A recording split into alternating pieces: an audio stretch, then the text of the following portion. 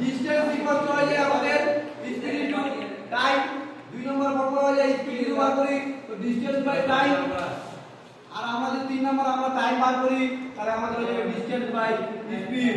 এখান থেকে আমাদের নিয়মটা বলছিল x ইকুয়াল টু আমাদের ধরুন 80 কিলোমিটার আর y ইকুয়াল টু আমাদের বলছে 20 কিলোমিটার পার আওয়ার। আমাদের বলছে বড় লক্ষ্য কত এভারেজ স্পিডটা বলছে এভারেজ স্পিড। তো আমাদের এভারেজ স্পিড কি হবে 2xy by x plus y। এখানে আমাদের 2x কত আমাদের 80 ইনটু y কত 20 বাই আমাদের 80 প্লাস 20 তাহলে হয়ে যাবে এখানে দেখ 2 ইনটু 80 ইনটু 20 বাই এখানে হয়ে যাবে 100। তাহলে এই 0 0 0 0 কাটে গেল 2 গুণ 4 4 8 32।